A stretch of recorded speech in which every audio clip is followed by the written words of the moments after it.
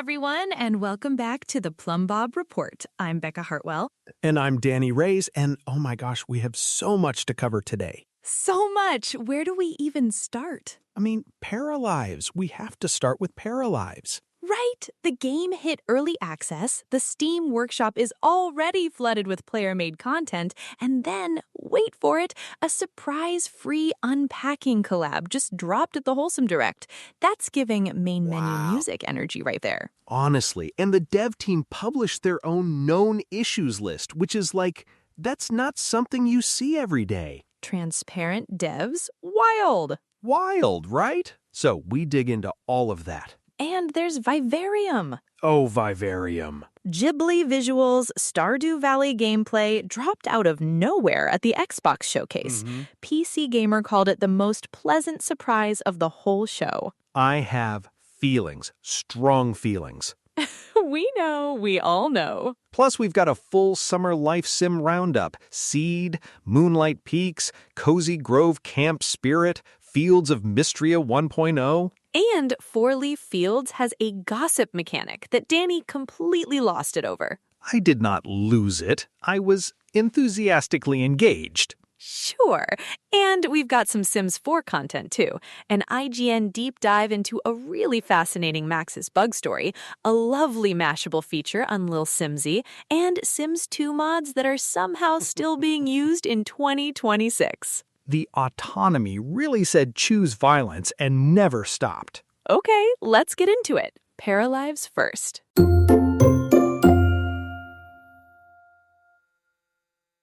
We want to hear from you. Submit questions via the web form in the description or give us a call at 747-677-1037 and leave your question.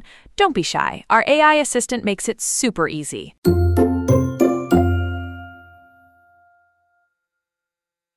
Okay, so Paralives dropped, and I genuinely don't think the internet was ready. Ready? Becca, people were not okay. The Steam Workshop flooded so fast, it almost broke my brain scrolling through it. DualShockers ran a piece this week just about the player-made content, and the volume is wild. We're talking hundreds of items already uploaded, custom furniture, hairstyles, whole room builds. In early access. That's the thing that gets me. The game just started, and the community said, sure, but what if we made more stuff? Which, honestly, that's giving Sims 2 in the best ways, because that community did the same thing. Modders were shipping before the disc was cold. And on top of all that, there's the Unpacking collab. Sims community covered it on Saturday, and it dropped the same day as the Wholesome Direct. A free update, not paid, free. You get new stories and brand new assets from the Unpacking crossover, and it was just there, waiting for you. Sool, and also what the heck, because when is that ever how it works? Right? Usually we're out here spending $20 on a stuff pack that's mostly one couch. One couch and 18 color swatches of the same carpet. Okay, but let's actually talk character creation for a second, because DualShockers also published a piece about the customization options, and I had feelings. Good feelings or I'm never touching Cass again feelings? Both. They broke down 10 genuinely flexible tools. We're talking body proportions, skin details, the kind of granular stuff where you can literally make any character you're picturing. That's wild, because Cass in Sims 4 has gotten better, no question. But there are still moments where you're like, I want this one specific nose, and the game has 4 noses. 4 noses, and they're all the same nose with different amounts of regret. Exactly. So hearing that Paralives built flexibility in from the jump is kind of a big deal. I mean, come on. They're a small indie team, and they're coming out the gate with that level of creative freedom. That's not nothing. Okay, but I do have to play skeptic here for a second, because this is early access, and early access means bugs. Oh, absolutely. Sims Community published a full known issues list as of June 3rd, and the dev team put it out themselves to keep players in the loop. Wait, they published their own bug list? They did, which is honestly kind of refreshing. Transparent about what's broken, actively communicating. The autonomy really said choose violence on a few of those, I'm guessing. There may have been some paras standing around doing absolutely nothing useful while their needs tanked. So yes, very familiar energy. We love that for them. No, but actually that transparency thing matters because nothing kills early access hype faster than silence. And the response so far seems genuine, like the team is paying attention. It's a small studio, Alex Massey and crew, and they're clearly watching what players are doing. Which tracks with why the community content flooded in so fast. People feel like they're building something together with the devs, not just beta testing and hoping. That's the thing with indie life sims right now. The community isn't just playing, they're co-creating. And Paralives is leaning into that hard. Okay, but speaking of things that made the internet collectively lose its mind this week. Oh no, what did you see? There was a game that showed up at a major showcase and looked almost offensively pretty, like the kind of visuals that make you put down your controller and just stare. Okay, you have my full attention. And here's my question for you. When a cozy life sim actually has a mystery hiding underneath all that beauty, does that make it more interesting, or does the coziness kind of fight the tension? That's a good question actually, because those two things can live together, but they have to be balanced just right. Right. So what does that even look like when it's done well?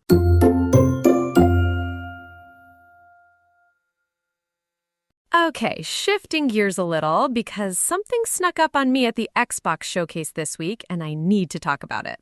Vivarium. Vivarium! How did we not see that coming? I was literally watching the showcase and I'm like, okay, guns, explosions, another battle royale, and then suddenly it's just a tiny person living in a drawn anime village. My brain did a full reset. Right? And then you look closer and it's gorgeous. Like, PC Gamer called out the Studio Ghibli influence, and honestly, that's the only way to describe it. It's that soft, warm, golden hour watercolor aesthetic. The Ghibli comp is right there on the surface, but okay, I'll be real for a second. When I first saw it, I was a little like, is this just vibes? Because there are a lot of pretty cozy games. Fair. So what actually pulled you in? Okay, so here's the thing. Kotaku described it as a life sim with a mystery hiding underneath all the coziness. Your character's literally living inside a terrarium, and there are secrets buried in that world. It's not just farm crops, make friends, repeat. Wait, a terrarium? Like that's the actual setting? That's the actual setting. You're a tiny person inside a terrarium, and according to the Xbox Hub, the story elements involve meaningful choices that affect how that mystery unfolds. Okay, I'm in. That sim is not okay, and I mean that as a compliment. Exactly the right energy. So gameplay-wise, what are we actually doing day to day? Player.1 had a good breakdown. It's Stardew Valley life sim structure, farming, crafting, building relationships. But the Ghibli art direction is doing something specific for the tone. It's slower, more contemplative. Which honestly, for the Sims fan base, I feel like that's a direct line. Like, we already spend 45 minutes decorating one room. We are built for slow. We are absolutely built for slow. And I think that's why Vivarium feels like it's talking to us specifically. Sims players, cozy game people, we're cousins, same DNA. The crossover audience is real. Someone who builds a cottage for 6 hours in Sims 4 is the same person who will absolutely watch a Ghibli movie on loop. 100%. And the timing is interesting too because this is coming to Xbox and PC. Video Games Chronicle had the confirmed platforms with a 2027 window. So it's not a right now thing, but it's real enough that people are already excited. 2027 is a ways out. It is, but honestly, after this week, with Paralives in early access, Vivarium announced, it feels like the whole life sim genre just woke up. Motherlode energy right there. The genre just typed in the cheat code. The team really understood the assignment. All of them, across multiple studios. And it's not just those two. Like, I keep looking at what's coming this summer, and it's a lot. So much. We've actually got a whole wave of releases stacking up. Seed, Moonlight Peaks, Fields of Mystria hitting 1.0, Cozy Grove Camp Spirit, and some of them are arriving faster than you'd think. How fast are we talking? Like July fast. Some of them are basically already here. Okay, wait, we need to get into that.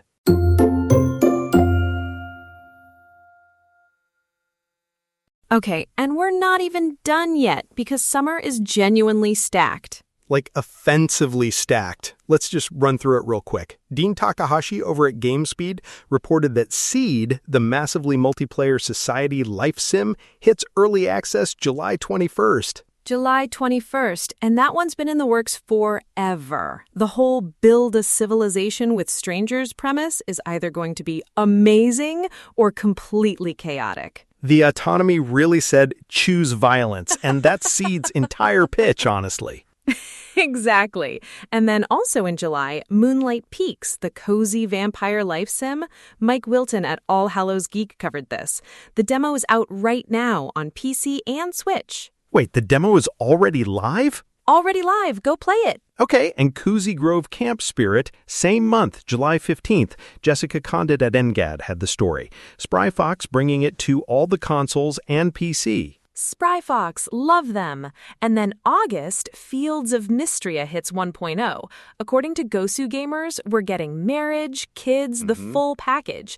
That one's been in early access and people are obsessed. Right, and a 1.0 is a big deal. That's not just an update, that's a statement. Totally. And okay, I have to talk about Four Leaf Fields because I saw this PC Gamer piece from Andrea Sharon and I immediately texted you. The gossip one? The gossip one. It's a farming sim and it has a mechanic where you literally spill the tea about other villagers. Like gossip is a gameplay mechanic. That sim is not okay. And honestly, neither am I. I need this game. Right? It's chaotic in the best possible way. The PC Gamer headline literally said, "Your secret is not safe with me." And I felt that personally. Okay, so we've got Seed, Moonlight Peaks, Cozy Grove Camp Spirit, Fields of Mystria 1.0, and Four Leaf Fields all landing this summer. That's 5 games. 5, and each one has a totally different flavor. Vampire cozy, civilization builder, camp vibes, farming romance, chaotic gossip simulator. I love that last genre, chaotic gossip simulator. It's a genre now, we're calling it. Oh, I mean, look, between Paralives, Vivarium dropping in 2027, and all of this, Life Sim fans are eating this year. We really are. Okay, but speaking of which, we should probably check in on our actual Sims, because there is some genuinely interesting stuff happening in Sims 4 land this week. Yes, and by interesting, I mean there's a bug story that is going to make you appreciate software engineers in a new way. Oh no. Okay, let's hear it.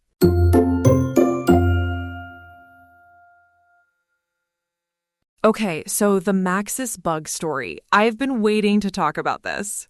I could tell. IGN actually sat down with the Sims 4 team about why improving infant pickups and putdowns was so hard. And the developer basically said solving a bug is 90% of the work. Wow. Just finding it. Okay, that quote hit different because every time I'm waiting 6 months for a patch, I'm like, what are they doing in there? Right? And this actually answers it. The behavior systems for infants are tangled into so many other animations and AI states that pulling one thread unravels something completely unrelated. That's giving Sims 2 in the best way. The code is haunted. It is haunted. 20 plus years of spaghetti. I love them for being honest about it. Okay, but speaking of people being honest about their Sims situation, Mashable did a whole piece on Lil Simsy this week. Good. She deserves it. She turned playing Sims into an actual career, and Mashable, like a mainstream outlet, noticed. That means something. It really does. Because 5 years ago, saying I make Sims content for a living got you weird looks. Now it's a Mashable feature. The game has always had this massive community, and it's finally getting treated like the cultural thing it is. 100%. And it kind of validates everyone who's been here the whole time, you know? Okay, chaotic closer. Sims community ran a piece about 10 bizarre mods still being used in Sims 2. Still in active use. Wait, people are still actively modding Sims 2? Not just modding it, using mods that are, and I quote, bizarre. Like this isn't the polished stuff. These are the unhinged ones. I mean, is that comforting or alarming? Both? I'm going to go with both. The Sims 2 came out in 2004, and there's still a whole ecosystem of weird little mods just living their best lives. Honestly, that's the community in a nutshell. EA could do anything, and Sims players will find a way to make it stranger and more specific. The autonomy really said, choose violence, and modders said, hold my Plumbob. That's the whole franchise in one sentence. We love it. We really do. And honestly, if you're listening and haven't booted up your game in a while, consider this your sign. There's always something weird waiting for you. The Plumbob is always spinning somewhere. Always.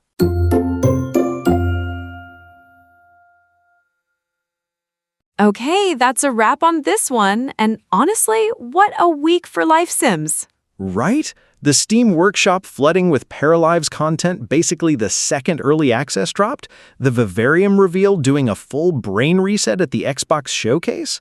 Danny's face when that tiny Ghibli village appeared after all those explosions? Chef's kiss. I stand by my reaction. Completely valid. The big takeaway this week, the Life Sim genre is not waiting around for anyone. New voices, new games, and the community is already building before the devs can catch up. Which is kind of beautiful, actually. So if you loved this episode, subscribe wherever you're listening, drop us a review, and find us on social at Plumbob Report. Share your wildest Sim stories with us. We want to hear everything. Thanks for hanging out with us. Soul Simmers. Soul.